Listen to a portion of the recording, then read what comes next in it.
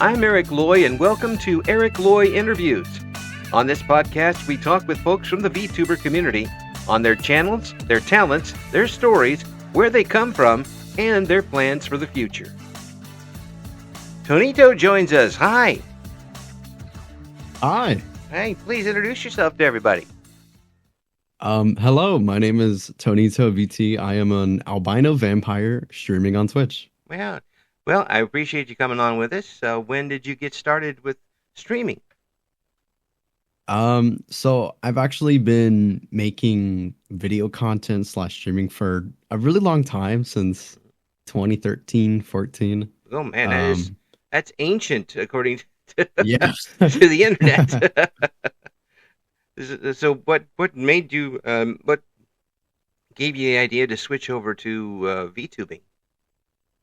I started VTubing because of one of my friends named Midori. I would watch them all the time when they would stream with like an animated character, and at the time I would have like myself with my face on, and at one point I just decided like, okay, let's see what this is like. So I was a little black cat for a while, and then I ended up with, well, this current model, and that's about it. Well, we talk about current model, but by the time we have this on, you will have had a whole transformation. Oh yeah. Yeah. It's going to be super exciting. So tell me, when did you have this planned, and how long did it take to put together? I've had this debut slash character design planned for a while, since I guess I first got this pre-made model. Mm-hmm. But I've been working on a bunch of ideas. I finally finalized it, so I guess I was just gonna stick around with the idea of a vampire as sort of a metaphor to myself. Mm-hmm. And so the new who has put together your new model, if you could tell? I can't tell you. It is one of my really good friends named Avis. She goes by the Twitter handle Salty Pie. Okay. Hats off to them and their talents. Make sure and get them recognized as much. And is it totally your design, or did they design and you say okay for it? I gave them a bunch of ideas for it, and we worked together to create a unique design, but I kind of gave her creative freedom, so we ended up with this idea, and I'm really happy with the result. So, folks, by the time this comes out, you'll see already the new Tonito will be in action. When you got started with the VTubing, was it different than when you were going basically live cam? A little bit, and not that much at the same time. The biggest issue that I faced with VTubing is honestly just the facial trapping, because that's a really big part. And the albino vampire part of it, I actually do have albinism, so in specific times when I'm reading my chat and stuff, I'll actually have to like lean in to see some of the text of things that people tell me, and it'll get messed up. But with time, I figured all that out, so I think I got a good grip on it from now. Lean in. Does it bother your eyes? Yeah. It's actually part of my albinism. It's basically, to summarize it, I'm legally blind, so I have to like look in a little bit to see smaller text. So no, they managed to make you my age without making you my age. I'm not going to give you congratulations on that, but I'll just say you're well advanced in that category.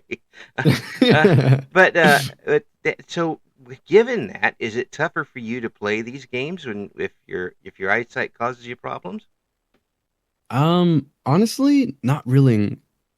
Since I've become a VTuber, I feel a lot more comfortable, like being in my own space, and no one's actually seeing me. They're seeing the character. Right. So I have like more freedom to be more adjusted to the things that I typically would usually do, instead of like telling myself, okay, you're being perceived by a camera. People can actually see you. So right. How do you want people to see you? No, I can see that. I can see that happening. Yeah, you can be yourself and do your thing while everybody out there doesn't necessarily know that your eyeballs are practically up against the screen.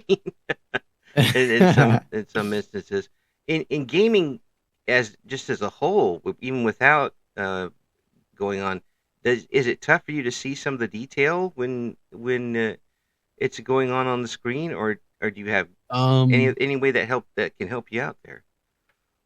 Honestly, in modern games, I guess I kind of do have an issue, Uh, but for the most part, it's usually just reading things, like reading small text in general. But mm. aside from that, it's fine. I don't really worry about it too much, and I can see fine with that. Oh boy.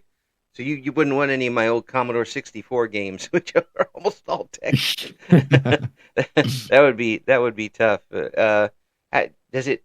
I mean, have you been able to and just tell me to go away if you don't want to talk about it? But in life outside of the screen, does it affect your daily life? How you're able to see things?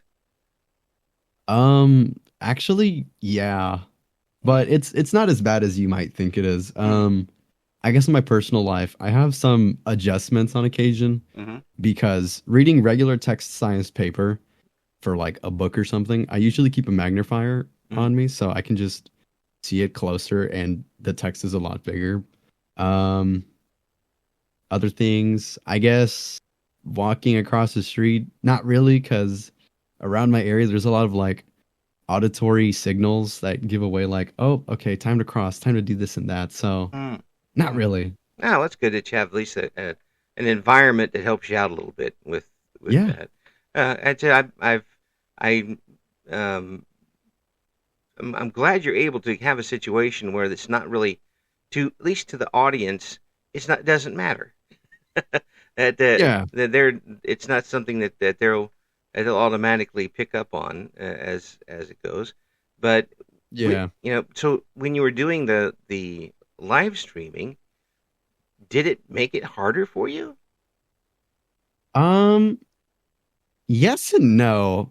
Um, yes, because sometimes depending on the games I would play, I would like be a lot closer and I'd be out of frame for the camera. So all they would see is just the top of my head whenever I would get really close. But aside from that, not really, no. This was around the time when I played games on like consoles, so I didn't Mm, worry too much about chat because I would just read it on my phone. mm. So, are you able to, once you've made the switch over, have you been able to easily incorporate chat into what you're doing? Oh yeah, absolutely. Mm, I'm sure a lot of streamers they have like their browser sources up, right. maybe their dashboard, so you can read the text easy and just as simple and easily. You can also zoom in and out to make the text bigger or smaller depending on the display size. Yeah. Oh, I mean, that too, but also when you got started with the VTuber um, type of streaming, incorporating chat as a VTuber, was it easier for you to do that way or with the live camera? Honestly, I think it's easier as a VTuber. Mm. But is it just a comfort thing? Um, yeah, more of a comfort thing. I've the longer that I've been doing this, I realized more and more that there was like specific things that I would need. Like maybe most people they'll have a second monitor up. Mm-hmm. For me, I do have a second monitor, but rather than keeping it on like my OBS, I have it focused on my alerts for notifications and then my chat. So it's split half and half. Mm. So I can read it a lot easier that way. That sounds pretty efficient to me. Yeah. The way you've got it set up, and maybe some folks that aren't doing it that way should give it a shot. Maybe it'll be easier for them Yeah. that way. Um, we'll call this the Tonito method. Exactly. Patent pending. The games that you're playing online. What type of games do you usually stream? I like to stream a lot of Minecraft, Stardew Valley. Mm-hmm. I do a little bit of variety on occasion. One of the main games that I really want to play on stream is like Battlefield 1. That's really realistic, so Mm-hmm. I guess for games like those, I'll just have to see and find out how it goes. Mm. Now you mentioned Stardew Valley, which is one of my own personal kryptonites, and Nice. I've had to stay away from it in order to get anything done. Because I have like 30 save files, over 30 save files since I started it. But it's just such an easy game to fall back into. Oh yeah. Even if you're starting all over again, it's Yeah, I easy to really do. love the simplicity of it. Yeah. And the it's very easy to get into that and then find yourself 5 hours later to go still going. Yeah. I just need to go down to the caves one last time. I need to get this fish Just at this need this particular time. one more day. Yeah, it's okay. I don't need to sleep. Harvest the crops tomorrow. That's right. I'm good with that. Now, writing. You do writing on your streams? I haven't written on my streams, but I do writing on occasion. Mm-hmm. I've recently been posting like little cryptic messages just to give people excitement. Mm-hmm. I like doing a little bit of poetry here and there. Oh yeah, that's cool. That's great. Have you always been someone who wrote poetry? Um, Somewhat. I fell out of it in my high school years, and then I just kind of fell back into it recently. Hmm. Well, high school years, things are going on, Oh yeah. and and you concentrate on those for a while. But the fact that you came back to it, is it comforting for you? Is it just a nice way to express yourself? I really like it. It's a very nice way to express myself. I said this once before. Mm-hmm. I really like using metaphors and like imagery Oh yeah. in a lot of my writing Mm-hmm. just to give people that like uh picture painted inside of their brains. I really like that. Right. I get trapped in doing that all the time, just talking. Uh, because there are just sometimes that plain old English words aren't enough to describe what you're trying to get across. Nope. And you do have to paint that picture one way or another. It's like when, which if you ever had said that in your life, then you know what a metaphor is. It's like when, but it definitely adds to the communication and to something like poetry. I imagine it's a real necessary tool to have. Yeah. Well, so are you a traditional rhyme every two lines poet, or do you do different types? I try to be the school writer part of my brain has always taught me to try and rhyme in specific sentences Yeah, or like little lines as part of a poem, but I don't think you always have to be so long as you get the message across. yeah, yeah. If you can paint a good enough picture, um, it sometimes doesn't matter. Uh, Yeah, and precisely. yeah, and the cadence and rhythm sometimes is more um, important than rhyming June and spoon. Uh, and just because words rhyme doesn't mean that it's going to make a good poem. It's gonna sound good. Yeah, I mean it's it's and you don't have to write a line just to try to make a word fit. I mean, if you've got some type of situation where you're describing something, uh, and you to describe it well, sometimes you end up using things that are almost impossible to rhyme with anyway. Yeah. Well, so do you find yourself in those situations? And when you do, how do you get around them? Um, Great question. Honestly, I kind of just sit there. Depending if I'm with someone, I'll just throw words at them Hmm. and we'll get to it. And if it's not that, I love looking through Instagram because I'll find new and interesting words every day. Mm. They slip my mind, but there's a word for almost every single thing. Hmm. Well, yeah, there is, and there's a way to describe things too, and Exactly. using those metaphors is and not keeping yourself in too many um, I should say too many limitations Yeah. helps too. Um, you can mangle a word now and again and still get it to work. I mean, Shel Silverstein did it so many times that it became how he did it things. Um, but some of the best lines that I've ever heard come from people almost making up words on the spot, as long as it keeps the topic going. Yeah. Yeah, Just but if you rhyme everything with toaster, you're only going to get so far. Yeah. Yeah, so how do you get an inspiration for one of those poems? Um, I like to take my personal experiences. I remember one very vividly that I did. It was from one of my friends because they have a habit to tell each other, I love you, Mm-hmm. even though I have a very hard time saying it myself Mm-hmm. to anyone in general. Right. So I wrote it in such a way so that way I would express it essentially. Mm. Now there's a good reason to do something like this because that not only do you get your feelings and point across, but you do it in a unique way. Yeah. All right, that should make it special for someone, and that you've gone a completely different path than everybody else in doing so. Yeah. So when you do something like that, when you put it together and you read it back and you say, this is what I wanted to say. How do you get over the hill of showing it to somebody else? I actually don't have an issue showing it to other people. Really? My issue comes up when I show it to my parents. Yeah, there's that too. But I mean, there's people who will write in a journal and keep things to themselves, and they're fine with it. But um, that's a pretty big mountain for some people. It was Has it always been easy for you to show your work? Yeah, I'm not nervous about being criticized or anything. Mm. You know that saying where you are your own biggest critic, Oh yeah. something like that. Hmm. Um, I guess with everything with my personal life and just going through my own experiences, I don't have an issue showing people who I am in general. Mm. Well, that's a great trait to have.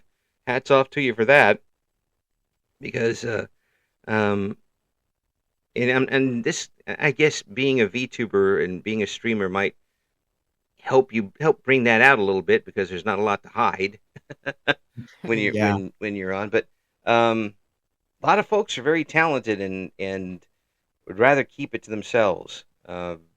yeah. And I can understand that for a lot of different reasons. Have you always been someone who wanted to entertain people even when you were younger? Um, yes and no. Hmm. I have liked playing games all the time, Yeah. and we touched topic on this earlier, but at some point I just started making content. It all started with me playing a bunch of mobile games and recording it Hmm. on my tablet, and I started uploading them, and I have them archived. I don't dare delete them, but I look back at it and I'm like, look how far I've come. Everything looks more sophisticated and professional. Save them for the retrospective in year 10 Exactly. when it comes out. And how long did it take for you to get when you first started streaming, before the VTuber thing? How long did it take for you to get comfortable with an audience? Um, I usually had my friends watching me, so it was really easy to get comfortable because I knew who was watching me. Mm-hmm. But after a certain point, when I started picking up new people, it was very natural to just bring them along and imagine that they were already one of my friends. So I didn't Ah, exactly have an issue with it. wow, that's pretty cool. That's a good idea, actually. In most cases, unless they turn out to be really people you don't want as friends, which Yeah. which will eventually happen to people, no matter what type of thing you're doing. Um, Oh yeah. so how is your relationship right now with your chat? It's really good. They bully me a little bit, but it's all in good fun. Mm, They understand me and I understand them, and I don't have any issues with injuries or anything with them because we know where we are. mm. Well, folks, you can hear the smile in Tonito's voice when and they say this stuff. You don't have a poker voice when it comes to No, no, not at all. that. So, actually, someone with as a solid quality voice that you have you done anything else with your voice other than streaming? Not really, no. On occasion, my mom does tell me to read books, but I've never looked into it or considered it. Hmm. Um, it was only until I started VTubing where people really started to say, "Wow, I really love your voice. It sounds amazing." Hmm. So Oh yeah, if I now was that I have, if I was still in radio, I'd give you all the chances in the world to not make any money. Come work for me so I can't pay you. The, but there's some opportunities out there. If you put together a nice demonstration reel and that type of thing, and even if it's just for a hobby, you could get to I guess so. have some fun with it. I am from what you're saying. Sounds like there's something you never really thought of when you were younger. No, Uh, so I was always more of a creative person. yeah. Well, I mean, you could still be creative, but maybe creative in a way that since you're a writer might come to some sort of visual novel. Oh, I haven't considered that before. Mm? Yeah, it is you don't New have ideas. you don't have any something bubbling in the back of your mind. Just, I'd really like to do something about that. Um, well, now that you mention it, I guess so, but I haven't really thought about it, so that's something new. Now I'm giving you a little extra pressure. Thanks for coming on the show. We will complicate your life. That's no, it's something I ask people who are writers because um, when you, I think that when people are writers and people are folks who portray characters, sometimes they want to be a part of what they're doing a little bit more and see how they'll do it on their own. Take a little swing at it. Have you played Yeah. any visual novels before like that? I have played visual novels, yeah. I Mm-hmm. think most recent one was A Date with Death. Mm. And any thoughts about that? I mean, was it a genre that you liked? It was more of a dating simulator where me and my friend voiced characters. I voiced the male character that you're attempting to romance. So Mm. it was interesting, that was for sure. Well, see, you've already got practice now. You can forcefully voice act other people's games, but if you have the thought about it, you ought to give it a try because you really do have the instrument for it, I and appreciate it. Thank you. yeah, and it'd be great to hear in the long term. Do you have any particular goal? Oh, well, first of all, after you get the new model in, do you have any other goals you have set for you here in the near future? I want to eventually do a cover for with musical instruments Mm, of just any song that I really like. mm. Any what type of genre? Um, I don't know. I would like to try my hand at something more classical. Really? Just my own interpretation of it. Yeah. Yeah. Now, since you are a young person and I am an old person, our ideas of classical might be different. Give me a little bit of an example of what you would call classical. Well, I actually do play the double bass. It's an orchestra instrument, so that's what I actually mean by classical, like real strings orchestra music. Oh my gosh! So like real classical stuff, Yeah, yeah, stuff real classical. stuff that I would actually enjoy listening to for a long period of time. How long have you done the double bass? I think as of right now, I've been playing it for 9 years. Ooh, that's quite a while. I mean, Yeah. when did you decide to do this and why? It was one of the things that I picked up when I was in middle school because they forced you to take like an extracurricular, I guess we'll call it. Hmm. At first I was gonna choose the cello because I thought it was like, oh, this is a nice instrument. I love the way it sounds, but Hmm. I ended up going with the biggest one there was, and despite me being really short at the time, I grew into it really fast. Standing on top of it playing. Oh yeah. Eh, put wheels on it so you can roll it out there to play. What draws you to that type of a stringed instrument? Um, I really like how loud it was. Mm. I mean, that's a good reason. It really those types of instruments can be a lot of different things in a particular musical number. It could be either the solid backup that everything else is built around, or Yeah. it can be the front runner. In Sometimes my both in the case, same it usually was composition. the yeah.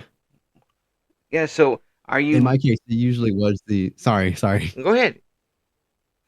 In my case, it usually was where I like to be the background because I know that it wouldn't sound the same without me playing in it. Mm.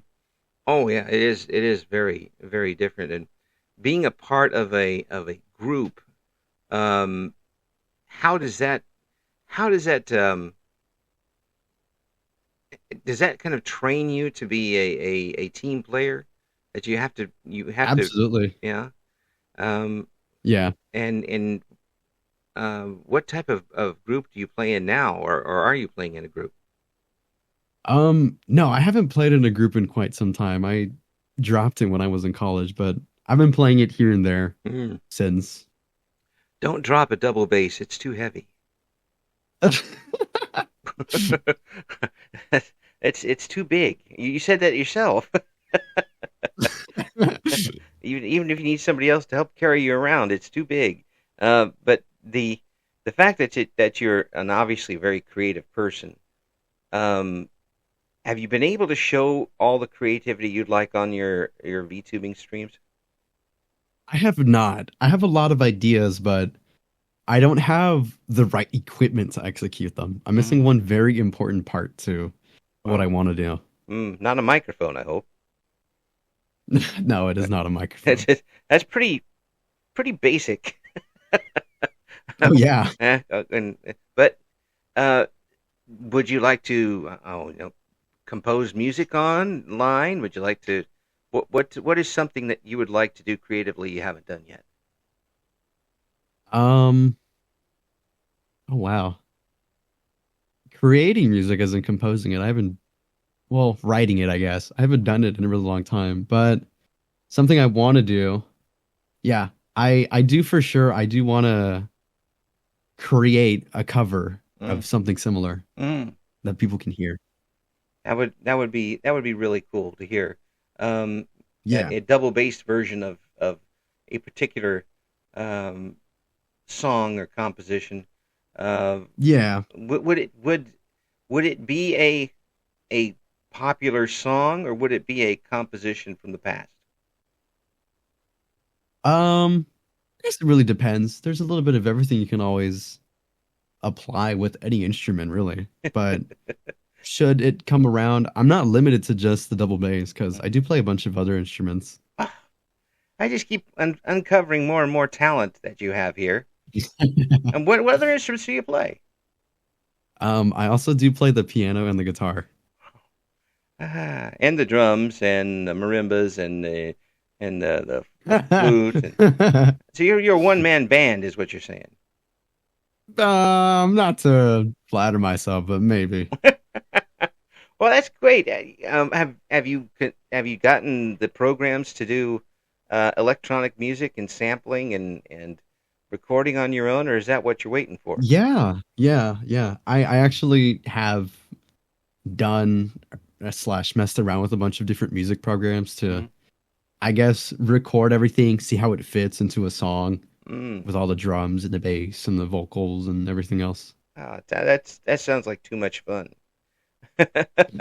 Yeah, with all of this creativity that you have, um, as writer, performer, what you're doing on VTubing, all the instruments that you play, are you one of those folks who is satisfied when they're done with a project, or are you coming back and tweaking it all the time?